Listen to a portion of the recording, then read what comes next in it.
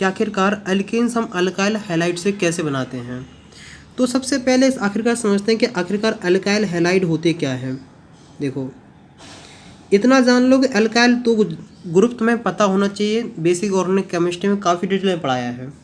और हैलाइड मतलब इसका मतलब समझो हैलोजन से, मतलब ऐसे हाइड्रोकार्बन जिनके साथ मतलब एक या एक से ज़्यादा हाइड्रोजन हटा के उनकी जगह हैलोजन लगा दिया जाए तो उसको हम क्या बोलते हैं, एल्काइल हैलाइड। ये सिंपल सी ये रही इसकी डेफिनेशन। तो देखो, इसके अंदर हम पढ़ने वाले सबसे पहले इसका एक पार्ट होता है, वो पढ़ता है वुड्स रिएक्शन। देखो, मैं तुम्हें एक बात बता दूं कि अगर हम सिर्फ वुड्स रिएक्शन पढ़ेंगे तो घंटों घंटों इस रिएक्शन के बारे में पढ़ते रहेंगे, लेकिन हमें सिर्फ उतना पढ़ना जितना तुम्हारे काम का है, क्योंकि पढ़ने के लिए तो इतना है कि इतना मतलब जिंदगी भर पढ़ते रहोगे तब भी पढ़ाई ख़त्म नहीं होगी, लेकिन बस उतना है कि सिलेक्टेड पॉइंट पढ़ने हैं। तो वुड्स रिएक्शन में भी हम सिर्फ कौन से टॉपिक पढ़ेंगे तो सेलेक्टेड हैं। तो देखो, आखिरकार इसकी तुम क्या लिखो, एक जनरल इक्वेशन लिख लो, Rx प्लस 2Na मतलब सोडियम प्लस XR। इसके ऊपर डिटेल में बात करेंगे, घबराओ नहीं। ड्राई ईथर मतलब R प्लस 2NaX। तो वुड्स रिएक्शन में कुछ ये होता है कि जो हमारे पास एल्काइल हैलाइड होते हैं, बेसिकली आयोडीन या ब्रोमाइड वाले, इनको हम सोडियम से रिएक्ट कराते हैं, किसकी प्रेजेंस में, ड्राई ईथर की प्रेजेंस में। अब कई बच्चों के दिमाग में क्वेश्चन आ सकता है कि आखिरकार ये ड्राई ईथर क्यों होना चाहिए, क्यों ड्राई ईथर इसलिए होना चाहिए। कई जगह इस तरीके से क्वेश्चन हो जाए कि वुड्स रिएक्शन में मॉइस्चर क्यों नहीं होना चाहिए, क्योंकि देखो अगर मॉइस्चर होगा तो सोडियम पहले उसी से रिएक्ट कर जाएगा। तो इसलिए सब देखना पड़ता है कि आखिरकार ड्राई ईथर होना चाहिए, मॉइस्चर फ्री होना चाहिए। तो आखिरकार हमें क्या देखने को मिलता है, हमें मिलता है सिमेट्रिकल एल्केन्स। ये क्या होता है, ये होता है सिमेट्रिकल एल्केन्स। तो मतलब वही दिक्कत एक जगह फिर फंस के आ गई है कि हम इस रिएक्शन से भी मीथेन नहीं बना सकते हैं। क्या नहीं कर सकते हैं, इससे हम मीथेन नहीं बना सकते हैं। तो देखो, अभी तक हम क्या पढ़ चुके हैं, हमने अपना जनरल देखा कि Rx plus 2NaI plus XR इन किसके प्रेजेंस में, ड्राई ईथर के प्रेजेंस में RR प्लस 2NaX। देखो, ऐसे बहुत सारे लोगों को बात समझ में नहीं आई होगी। तो हम क्या करते हैं, हम मान के चलते हैं कि हमारे पास एक कंटेनर है और इसमें मान के चलते हैं कि ईथर है। कैसी ether, dry ether. Dry ether मतलब कि इसके अंदर मॉइस्चर नहीं है, मतलब वाटर के मॉलिक्यूल्स है नहीं है। और फिर हमने क्या लिया, हमने इसमें क्या डाल दिया है, RX मतलब एल्काइल हैलाइड। अल्काइल हैलाइड को अगर हम सिंपल सा लेते हैं जिसका नाम लेते हैं एथाइल आयोडाइड, CH3CH2I। और हमने क्या ले लिया है, सोडियम। अगर मान लो हमने ड्राई ईथर में दोनों चीज़ डाली तो आखिरकार इसका क्या प्रोडक्ट बनना चाहिए, कि हमें प्रोडक्ट में क्या देखने को मिलेगा। तो जो हमें प्रोडक्ट देखने को मिलता है ब्यूटेन। क्या देखने को मिलता है, ब्यूटेन मतलब CH3 CH2 CH2 CH3 और 2NaI।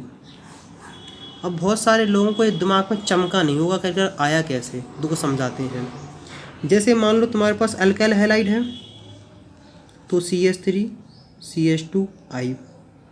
जैसे मान लो कि अल्काइल हैलाइड का एक मॉलिक्यूल्स ए रहा, इसके अंदर और भी ढेर सारे मॉलिक्यूल्स होंगे कि नहीं होंगे। अब जैसे मान लो ए ले लिया है, अब सोडियम है तो इसके भी बहुत सारे एटम होंगे, मतलब ये ऐसा मतलब कंटेनर है ड्राई ईथर का, इसके अंदर हम दो चीज़ ली हैं। तो देखो, अब कहानी सुनो आगे की। जैसे मान लो इसका एक मॉलिक्यूल्स ए रहा, अब इसी का एक मॉलिक्यूल्स और रहा CH3CH2I। ये कौन सा ये रहा इसका एक वाला मॉलिक्यूल्स, मतलब ये दोनों मॉलिक्यूल्स। और फिर हमारे पास क्या रहा है, हमारे पास Na सोडियम का एक मॉलिक्यूल्स ए रहा और एक मॉलिक्यूल्स ए रहा। तो इसका मतलब है कि इस रिएक्शन में दो मॉलिक्यूल्स CH3CH2I मतलब इथाइल आयोडाइड के हैं और दो एटम किसके हैं, सोडियम के हैं। तो जब रिएक्शन करते हैं तो इसको बेसिकली इस तरीके से लिखते हैं CH3CH2I 2NaI CH3CH2I gives butane CH3CH2CH2CH3 और प्लस NaI। मुझे पता है बहुत सारे बच्चों की बात समझ में नहीं आ रही होगी। अगर इसी को हम देखो बेसिकली पता क्या हुआ है कि देखते हैं, देखो कई जगह तुम्हें इस तरीके से भी देखने को मिलेगा CH3CH2I plus 2NaI 2 plus I CH2CH3। इसी को हमने घुमा के ऐसे लिख दिया है। बच्चे इस तरीके से ऐसे रट लेते हैं। ऐसा मान लो कि इन दोनों को इस तरीके यहाँ से गायब कर दो, इन दोनों को आपस में कनेक्ट कर दो। तो बेसिकली देखो इतना पार्ट ए रहा और इतना पार्ट ए रहा। अब बात समझ में आई कि नहीं आई है। अगर कहीं इस तरीके से भी लिखा है ना कि CH3CH2I plus Na in the presence of dry ether, तो प्रोडक्ट क्या बनेगा, प्रोडक्ट बनेगा CH3CH2CH2CH3। अगर कोई कहे बैलेंसिंग करो तो बैलेंसिंग 1 2 1 2 3 4 इसे ट्वाइस कर दो और यहाँ भी इस तरीके से लिख NaI। इसे ट्वाइस करोगे तो तुम्हें इसको ट्वाइस करना पड़ेगा और यहाँ तुम्हें फिर ट्वाइस करना पड़ेगा। तो ये रही बैलेंसिंग। तो मेरा कहने का मतलब ये है कि जो तीनों लिखी हैं ना, ये तीनों एक ही हैं, इसमें कोई अंतर नहीं है। तो हमने क्या देखा है, जो वुड्स रिएक्शन होती है उससे हमें सिमेट्रिकल एल्केन्स मिलते हैं। देखो सिमेट्रिकल मतलब होता है, इसको अगर देखते हैं तो बीच से काटते हैं, एसिमेट्री इसका और एसिमेट्री इसका।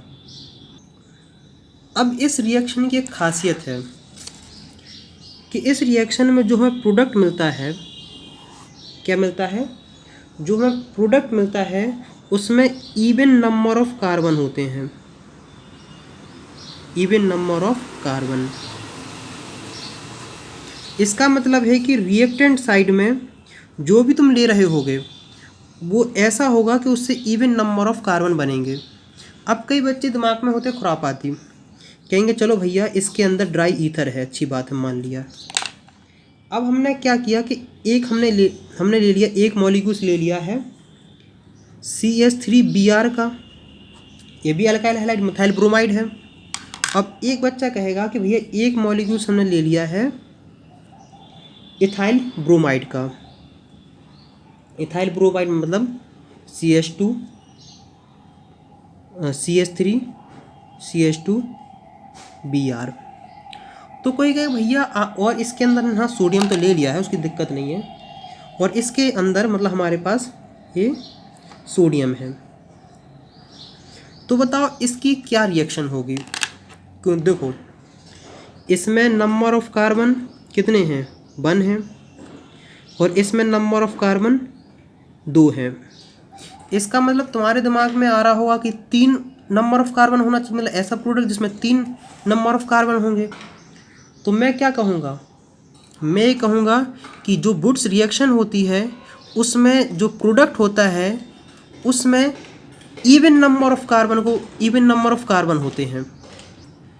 तो अब किसी के दिमाग में आ रहा होगा कि भैया अगर हमने इस तरीके से किया तो क्या रिएक्शन होगी। तो हम कहेंगे कि अगर तुमने ऐसा रिएक्शन करा तो तुम्हें प्रोडक्ट में मिक्सचर ऑफ कंपाउंड मिलेंगे।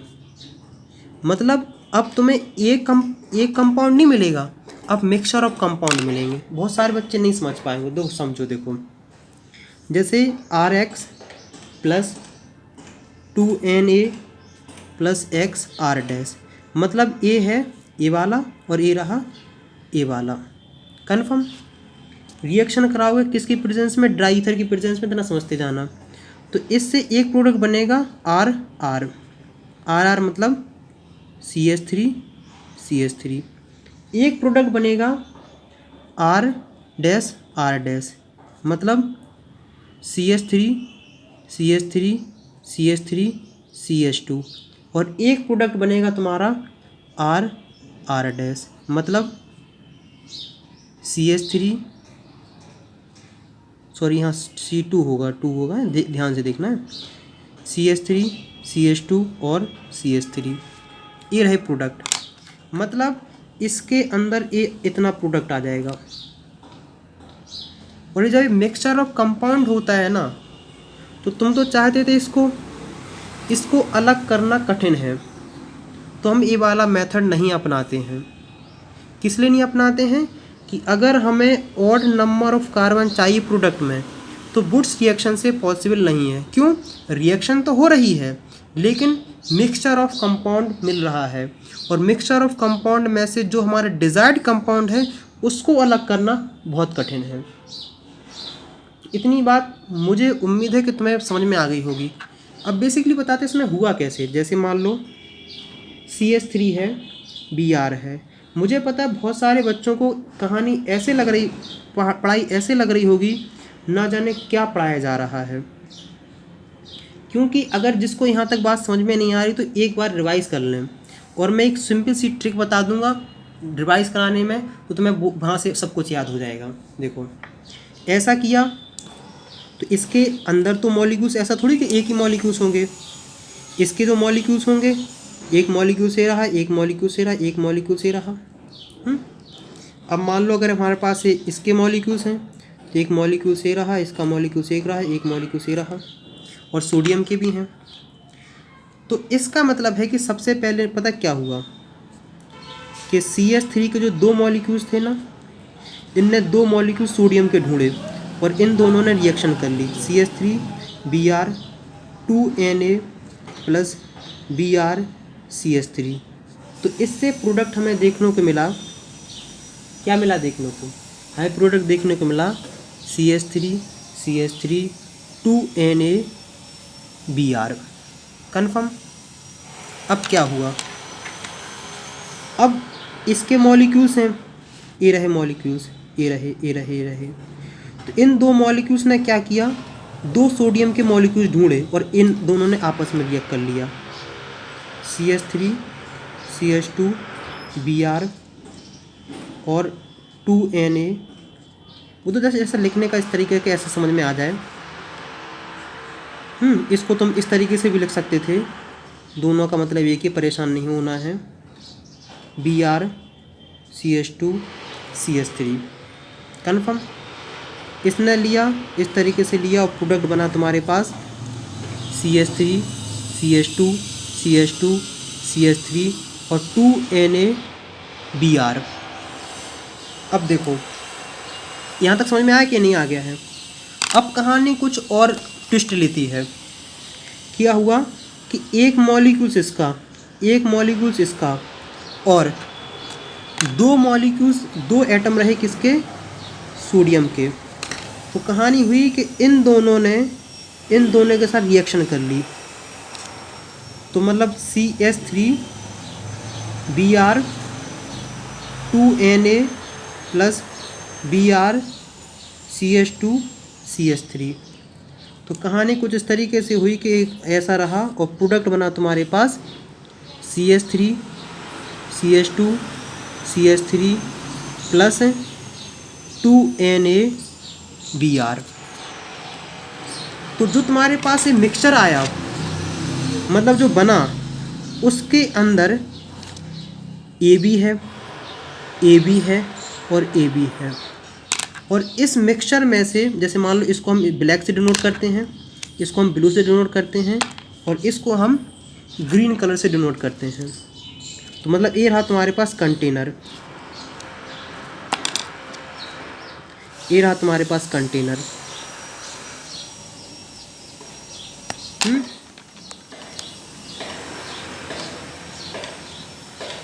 अब इस कंटेनर में से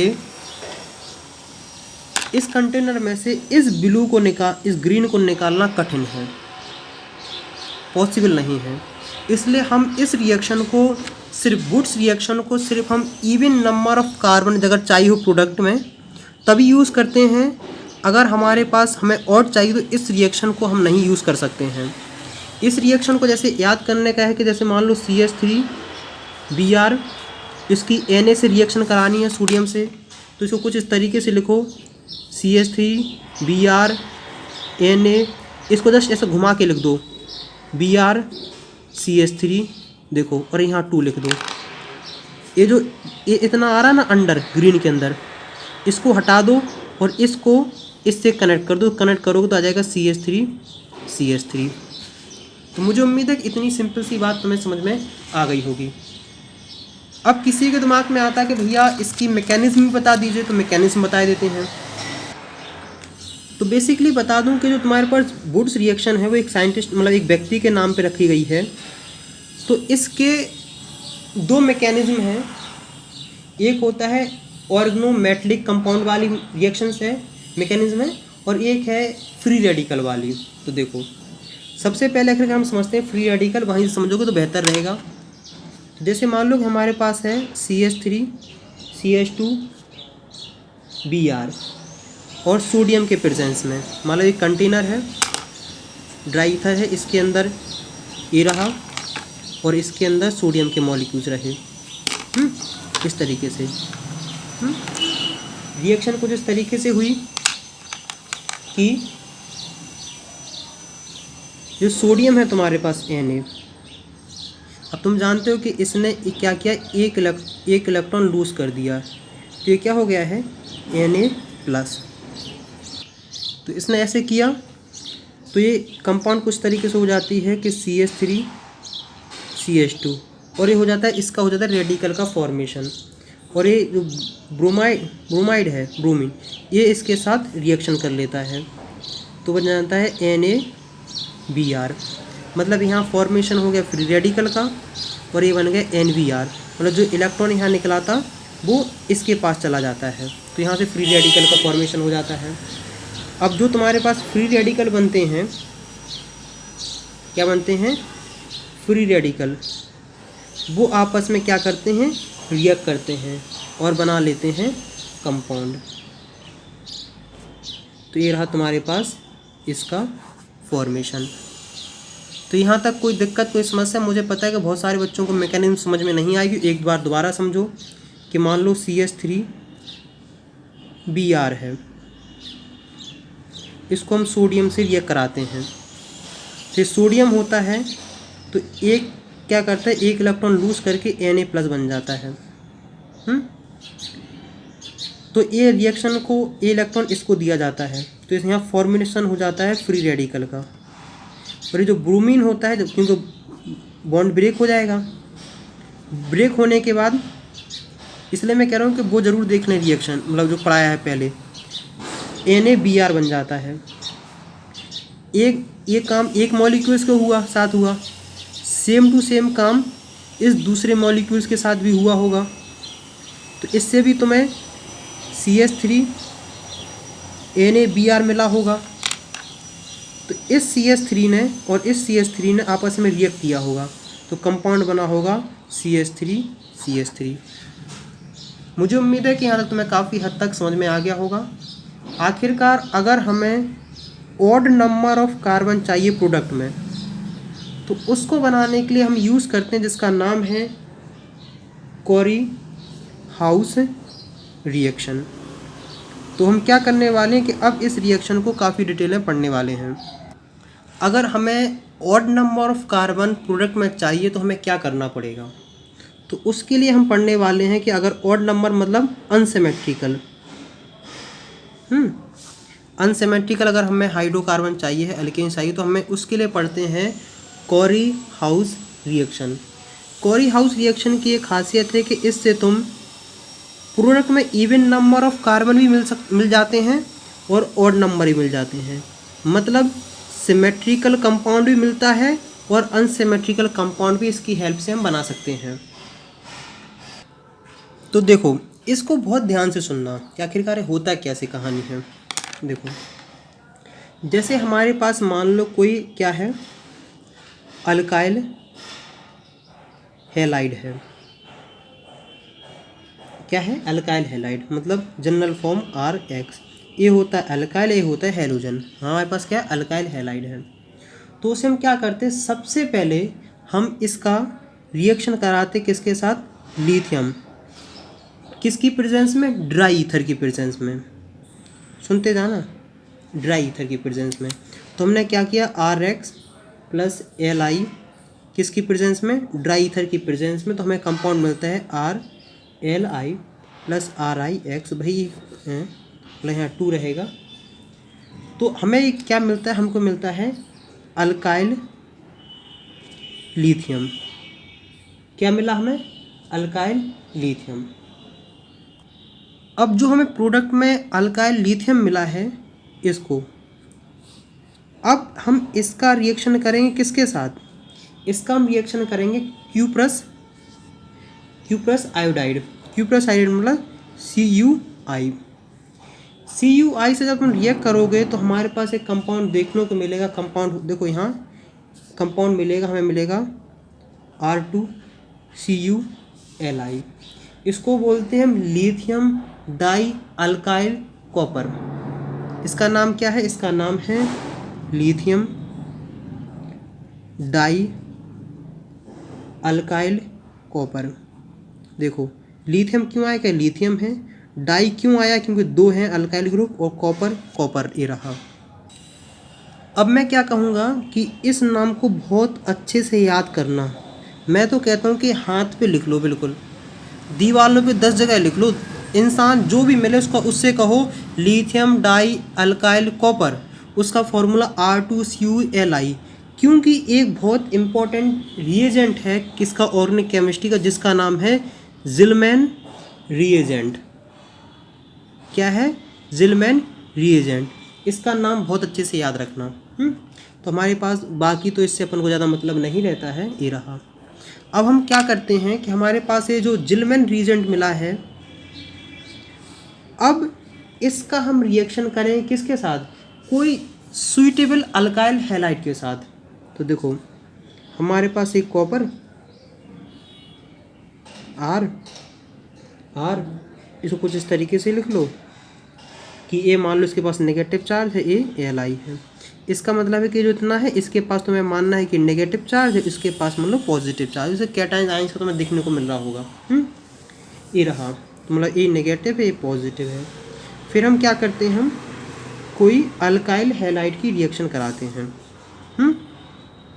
अब इसमें तुम एक चीज़ देखोगे, अगर किसी के साथ, किसी कार्बन के साथ कोई हैलोजन जुड़ा हुआ होता है तो इलेक्ट्रॉन का डिस्प्लेसमेंट हो जाता है। तुम्हें क्या देखने को मिलेगा कि मान लो जहाँ हैलोजन है वहाँ मान लो छोटा सा नेगेटिव आ गया, अगर यहाँ नेगेटिव आया तो यहाँ पॉजिटिव आ जाएगा। तो बेसिकली अगर तुम समझोगे तो एक बात समझ में आएगी। देखो, इसका नेगेटिव इससे रिएक्शन करेगा, क्योंकि पॉजिटिव नेगेटिव को अट्रैक्ट करता है, लड़का लड़कियों को अट्रैक्ट करता है। तो देखो, और क्या करोगे, इतनी बात समझ में आई कि नहीं आई है? और ये कुछ इस तरीके से हो जाएगा, अपन बाद में पढ़ेंगे, परेशान नहीं होना है। तो हमारे पास क्या देखने को मिलता है? प्रोडक्ट मिलता है R dash plus RCu plus LiX। अब देखो, ये क्या है? ये है एल्केन। ये क्या है? ये है अल्काइल कॉपर। यहाँ तक कोई दिक्कत, कोई समस्या? ज़्यादा परेशान नहीं होना। हम क्या करेंगे, इसका एक एग्जाम्पल कराते हैं। अब देखो, इस रिएक्शन में एक खासियत अच्छी बात है कि जो तुम्हारे पास R एंड R डैश है ना, इनके नंबर ऑफ कार्बन सेम भी हो सकते हो, डिफरेंट भी हो सकते, कोई दिक्कत नहीं है। जैसे मान लो कि हमने मान लिया CH3, इसका मान लो हमने C2 CH3 CH2। ऐसा भी मतलब दोनों के नंबर ऑफ कार्बन भी अलग अलग हो सकते हैं, और अगर तुम चाहो तो इन दोनों के नंबर ऑफ कार्बन भी सेम हो सकते हैं। मतलब काफ़ी अच्छी रिएक्शन है। तो हम क्या करते हैं कि एग्जाम्पल करा देते हैं, तब वहाँ से तुम्हें और अच्छी समझ में आएगा। तो देखो, हमारे पास एक एग्जाम्पल है, हमारे पास एग्जाम्पल है CH3 CH2 Br। इसको बोलते हैं इथाइल ब्रोमाइड। नाम क्या है? Ethyl bromide. इथाइल क्यों आया? क्योंकि 2 कार्बन है, ब्रोमाइड मतलब ब्रोमीन है। रिएक्शन कराते हैं लिथियम से, किसकी प्रेजेंस में? Dry ether. इसको याद रखना। तो इससे हमें क्या कंपाउंड मिलता है? हमें कंपाउंड मिलता है, देखो, CH3 CH2 और Li। अगर हम इसको थोड़ा देसी तरीके से समझेंगे तो इसमें बेसिकली क्या किया है? इसमें बेसिकली किया है कि इस लिथियम ने, मान लो तुम्हारे इस ब्रोमीन को खींच लिया, मतलब तुम्हारे पास 2 लिथियम थे, Li था, Li था, तो मतलब इसको खींच, मतलब इस वाले ने इसको खींच लिया और जो यहाँ जगह आई है उसकी जगह ये जाके बैठ गया। रिएक्शन में पढ़ेंगे, मैकेनिज्म तो डिटेल में आएगा समझ में, जस्ट यहाँ बस थोड़ा याद करने के लिए बता रहे हैं। इतना समझ में आ गया कि नहीं आ गया? हमारे पास बना ये प्रोडक्ट। अब क्या करते हैं कि ये प्रोडक्ट CH3 CH2 Li, इसका रिएक्शन कराओ CuI से, क्यूप्रस आयोडाइड से। तो रिएक्शन अब से इससे क्या बनेगा? इससे बनेगा लिथियम डाई इथाइल कॉपर। देखो सबसे पहले क्या लो? कॉपर लिखो। कॉपर की इस तरीके से CH3 CH2 CH3 CH2 और Li प्लस यहाँ नेगेटिव और LiI। कन्फर्म? यहाँ तक कोई दिक्कत करो? दिक्कत ही दिक्कत, तो कुछ समझ में नहीं आ रहा। मैं कहूँगा बेटा नहीं पढ़ोगे तो यही हाल होगा। ये जो कंपाउंड है अपने पास CH3 CH2, इसको इस तरीके से भी लिख सकते हैं, Li plus negative, sorry CH3 CH2 का होल ट्वाइस कॉपर, ये नेगेटिव Li प्लस, और इसका रिएक्शन करो किसके साथ? CH3 CH2 CH2 Br, मतलब प्रोपाइल ब्रोमाइड। तो क्या होगा कि ये कुछ यहाँ आ जाएगा। और इस एक किसके प्रेजेंस में करना है? ये प्रेजेंस में करना है ड्राई ईथर के प्रेजेंस में। तो इससे बनता है CH3 CH2 CH2 और CH2, 1 2 3 1 2 3 4 5 ऐसे बन रहे हैं कि देखो 3 कार्बन इसके और 2 कार्बन इसके, 1 2 3 4 और ये रहा 5। यहाँ तक कोई दिक्कत है? और फिर हमारे पास क्या बनेगा? हमारे पास बनेगा CH3 CH2 Cu और बनेगा Li Br। यहाँ तक कोई दिक्कत, कोई समस्या? मुझे पता है कि देखो बहुत कठिन लग रहा होगा और बहुत सारे बच्चों को समझ में नहीं आ रहा होगा। तो ऑर्गेनिक केमिस्ट्री बेटा जो बहुत ज़्यादा पढ़ते हैं उनको भी दिक्कत हो जाती हो, तुम अगर नहीं पढ़ के तो मैं सोचो कितनी दिक्कत होने वाली है। वैसे एक मैं सेपरेट वीडियो बनाऊंगा जिसमें बताऊंगा कि आखिरकार ऑर्गेनिक केमिस्ट्री किस तरीके से कवर करी जाती है, किस तरीके से हाईएस्ट नंबर मतलब अच्छे नंबर लाए जाते हैं, फुल नंबर लाए जाते हैं। लेकिन अभी तो जस्ट पढ़ो, सिर्फ समझो क्या पढ़ा रहे हैं, क्या है क्या नहीं है।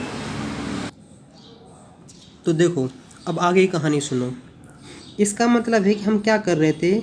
हम एल्केन्स बना रहे थे। एल्केन्स किससे बना रहे थे? एल्काइल हैलाइड से। तो एल्काइल हैलाइड में हमने सबसे पहले क्या पढ़ा? हमने सबसे पहले पढ़ा वुड्स रिएक्शन। फिर हमने रिएक्शन पढ़ी कॉरी हाउस। अब जो तीसरा टाइप पढ़ने वाले हैं वो हम पढ़ने वाले हैं रिडक्शन। क्या पढ़ने वाले हैं? Reduction of alkyl halide. मतलब जो तुम्हारे पास अल्काइल हैलाइड कंपाउंड है ना, उसका रिडक्शन होने वाला है। अल्काइल हैलाइड में जो कंपाउंड इसे हैलोजन क्या होते हैं? Fluorine, chlorine, bromine, iodine. मतलब ऐसा अल्काइल ग्रुप जिसके साथ फ्लोरीन, क्लोरीन, ब्रोमीन, आयोडीन जुड़ा हो। लेकिन इसमें एक कंडीशन है कि एक्सेप्ट फ्लोराइड। मतलब जो तुम्हारे पास अल्काइल हैलाइड होना चाहिए फ्लोराइड का नहीं होना चाहिए, क्योंकि वो अल्काइल हैलाइड एल्केन्स में रिड्यूस नहीं होता है। अगर मान लो तुम्हारे पास ये अल्काइल हैलाइड है, तो अगर तुम इसका रिडक्शन कराने वाले हो, रिडक्शन मतलब क्या होता है, एडिशन ऑफ हाइड्रोजन या फिर रिमूवल ऑफ ऑक्सीजन। अब एल्काइल हैलाइड में तुम्हें ऑक्सीजन तो कहीं दिखता नहीं है, जब तुम्हें इसमें ऑक्सीजन कहीं दिख नहीं रहा है तो इसका मतलब है कि हाइड्रोजन का एडिशन होने वाला है। अब ऐसी ये बनता है। अब इम्पोर्टेंट है कि तुम्हें कौन सा रिड्यूसिंग एजेंट लेना है। क्या है, रिड्यूसिंग एजेंट है। इसमें बस कुछ कहानी है। तो सबसे पहले जो डालो वो डालो विथ जिंक एंड HCl। तो सबसे पहले हम रिएक्शन कराने वाले हैं कि RX प्लस H2 ZnHCl, इससे कंपाउंड बनता है RX प्लस HX। मतलब यहाँ से इसको हटाओ और एक हाइड्रोजन यहाँ चिपका दो। एग्जाम्पल देखो, CH3Cl H2 गिव्स ZnHCl की प्रेजेंस में CH4 प्लस HCl, काम ख़त्म। अब दूसरा होता है with hydrogen in presence of platinum या पैलेडियम, जिसे हम लोग बोलते हैं कैटालिटिक हाइड्रोजनेशन। इसको हम पढ़ चुके हैं पहले। अब जो तीसरा जो आता है वो आता है कि in the presence of red phosphorus. क्या पढ़ते हैं, in the presence of red phosphorus. अब बताएंगे कि आखिरकार रेड फास्फोरस क्या होता है और इसकी ज़रूरत क्यों पड़ती है। वैसे रेड फास्फोरस इन सब के बारे में 12th क्लास में बहुत डिटेल में पढ़ोगे, लेकिन जो ज़रूरत बात है वो यहीं बताएंगे। तो आगे बढ़ने से पहले क्या करो, एक रिएक्शन लिख लो, RBr plus 2HI in the presence of red phosphorus at temperature 2423 kelvin. तो RH प्लस HBrI2। तो इसका एक एग्जाम्पल देखते हैं। एग्जाम्पल सस्ता सिंपल सा, CH3 CH2 Br2 HI, बस कंडीशन वही। और ये कम क्या बन जाएगा, देखो इतना ही रहा है, इसको ये बोलते हैं, ये रहा। Br की जगह सिर्फ I लगाते जाओ, सॉरी Br की जगह H लगा दो। CH3 CH2 सॉरी CH3 हो गया, लो काम ख़त्म। और यहाँ वो बना दो HBr प्लस I2। अब देखो इसमें एक इम्पॉर्टेंट बात ये लिख लो कि आखिरकार हम रेड फास्फोरस का क्यों यूज़ कर रहे हैं। तो जो पता है रेड फास्फोरस हमारे पास होता है वो क्या करता है कि जो हमारे पास जब इस रिएक्शन में आयोडीन बनता है ना I2, वो क्या करता है, रेड फास्फोरस इसके साथ रिएक्ट करके बनाता है PI3। इसका नाम होता है फास्फोरस ट्राई आयोडाइड। मतलब बेसिकली जो रेड फास्फोरस होता है वो आयोडीन को रिमूव करने के लिए यूज़ होता है, ताकि रिएक्शन फॉरवर्ड डायरेक्शन में हो सके, फॉरवर्ड डायरेक्शन में प्रोडक्ट बन सके। अगर मान लो कि इस रिएक्शन में से आयोडीन रिमूव नहीं करा गया, अगर क्या किया, आयोडीन रिमूव नहीं कराया गया है, तो जो हमारे पास अल्कीन्स बनेगा वो दोबारा अल्काइल आयोडाइड में कन्वर्ट हो जाएगा। क्या समझे, जैसे मान के चलते हैं कि जैसे मान लो देखो कि हमारे पास CH3 CH2 Br है, HI की प्रेजेंस में करा रहे हैं, और मान के चलते हैं कि रेड फास्फोरस हमारे पास नहीं है। तो हमारे पास तुम सोचोगे कि सबसे पहले कंपाउंड क्या बनेगा, CH3। अभी तुम्हारे पास अल्कीन बना है, रिएक्शन यहाँ नहीं रुकेगी। रिएक्शन क्या होगी कि जो तुम्हारे पास CH3 है ना, वो आयोडीन से रिएक्ट करके बना लेगा CH3CH2I। मतलब दोबारा तुम्हारे पास अल्काइल आयोडाइड आ गया है, मतलब रिएक्शन करने कोई फ़ायदा ही नहीं हुआ है। तो हम क्या पढ़ चुके हैं कि जो रिडक्शन हो रहा है वो जिंक HCl में किया, फिर हमने कैटलिक हाइड्रोजनेशन किया, फिर किया हमने तीसरा किया रेड फास्फोरस में। अब चौथा करने वाले हैं zinc copper couple and alcohol. इसको ध्यान से सुनो। तो देखो चौथा पार्ट डालो, इसका लिखो CH3 CH2OH plus Zn copper. Reaction होती है क्या? रिएक्शन हो जाती है CH3 CH2O 2 Zn plus 2H, मतलब नेसेंट हाइड्रोजन है। फिर हमें जो नेसेंट हाइड्रोजन मिला है, एक किससे रिएक्ट करता है? एक करता है CH3 CH2 Vr plus 2H। Nascent hydrogen आया हमारे पास, रिएक्शन बनाता है CH3 CH3 HBr। इस तरीके से है। तो इतना बात तो समझ में आ रही होगी कि थोड़ा ऑर्गेनिक केमिस्ट्री है तो अजीब ही टॉपिक, क्योंकि अगर जैसे इंटरेस्ट नहीं तो बहुत अजीब लगता है। तो इसलिए मैं कह रहा हूँ कि जो पढ़ाया जा रहा है उसके नोट्स बनाते जाओ और रिवाइज करते रहना। अब 5 में ऐसा होता है कि जो अल्काइल हैलाइड हमारे पास हैं, तो कई ऐसे हमारे पास क्या होते हैं, रिएजेंट होते हैं, केमिकल रिएजेंट, जो डायरेक्ट हमें एल्केन्स दे देते हैं। जैसे मान लो RX है हमारे पास, अल्काइल हैलाइड है, इसमें हम एक रिएजेंट यूज़ करते हैं, होता है Li lithium aluminium hydride, aluminium hydride, या NaBH4, इससे बन जाता है RH, मतलब बनता है एल्केन्स। तो इसको भी तुम याद रखना। जैसे मान लो कि हम बनाना चाहते हैं कि CH3Cl, इसमें हमने यही रिएजेंट यूज़ किया तो हमारे पास कंपाउंड बना है CH4। तो मुझे उम्मीद है कि यहाँ तक तुम्हें काफ़ी हद तक ये बातें समझ में आ गई होंगी और बहुत सारे बच्चों के बहुत कठिन भी लग रही होंगी। तो देखो अब कहानी आगे की पढ़ते हैं कि अगर तुम्हें अल्काइल हैलाइड से एल्केन्स बनाना है, तो अभी तक हम कितने पढ़ चुके हैं? 3 टाइप पढ़ चुके हैं। वुड्स रिएक्शन पढ़े, कॉरी हाउस पढ़ा, और फिर हमने तीसरा टॉपिक पढ़ा वो पढ़ा रिडक्शन ऑफ अल्काइल हैलाइड। अब जो हम चौथा पढ़ने वाले हैं, जिसका नाम है ग्रिनार्ड रिएजेंट। ग्रिनार्ड रिएजेंट की हेल्प से तुम अल्काइल हैलाइड से क्या बना सकते हो? एल्केन्स बना सकते हो। अब देखो कैसे। मैं कहूँगा कि इस वर्सटाइल रिएजेंट को बहुत अच्छे से याद रखना, क्योंकि ये इतना वर्सटाइल रिएजेंट है ना, इतना है कि जिस व्यक्ति ने इसको बनाया था, मतलब बेसिकली है तो केमिकल, जिस व्यक्ति ने इसको बनाया था ना, उनको इस काम के लिए नोबेल प्राइज़ मिला था। क्या मिला था? Nobel prize. आखिरकार ये बनाया था विक्टर ग्रिनार्ड। मेरी इंग्लिश थोड़ी ऐसी है जैसे भारत की स्थिति, तो समझ लेना कि मैं इंग्लिश में ध्यान मत देना। देखो इस पे दिया जाता है, मतलब जो ग्रिनार्ड रिएजेंट आया है ना, वो ग्रिनार्ड यहाँ से आया है। आखिरकार रिएजेंट इसलिए इसका नाम रिएजेंट रखा गया है। अब देखो इस ये वर्सटाइल, तो मतलब इसकी खासियत क्या है कि बहुत हाईली रिएक्टिव है। क्या है? हाईली रिएक्टिव है, जिसकी हेल्प से, मतलब तुम वाटर या अल्कोहल की हेल्प से तुम डीकम्पोस्ट करके एल्केन्स बना सकते हो। तो मुझे पता है कि बहुत सारे बच्चों को समझ में नहीं आ रही होगी, बात समझते हैं। देखो आखिर बनता कैसे है कि जैसे मान लो कि हमारे पास कोई अल्काइल हैलाइड है CH3 CH2 Br, इसमें मिलाया मैग्नीशियम Mg, किसकी प्रेजेंस में? ड्राई ईथर की प्रेजेंस में।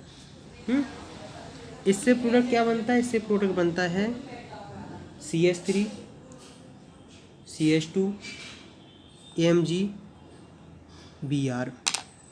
तो इसी को हम वो लोग बोलते हैं ग्रिनार्ड रिएजेंट। यही है ग्रिनार्ड रिएजेंट। इसका अगर हम नाम लिखते हैं तो इसका नाम होता है एथाइल मैग्नीशियम ब्रोमाइड। क्या है? Ethyl magnesium bromide. अगर कोई इस तरीके से बनाता है CH3 Br Mg से in the presence of dry ether, तो बनता है क्या? CH3 Mg Br। तो अगर कोई इसका नाम लिखना चाहे तो इसका नाम होगा मिथाइल मैग्नीशियम ब्रोमाइड।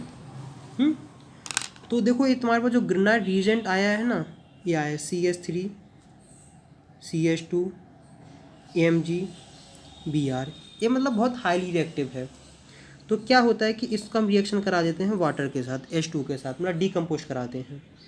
तो हमें क्या देखने को मिलता है, हमें देखने को मिलता है मतलब इतना सा पार्ट हमारे पास आ जाएगा, CH3 AmGOH अपन को इससे मतलब नहीं है क्या है, ये तो बाई प्रोडक्ट होता है, अपन बाई प्रोडक्ट नहीं, मेन प्रोडक्ट पे ध्यान देना है। इसका नाम है ईथेन और इसका नाम है हाइड्रोक्सी मैग्नीशियम ब्रोमाइड।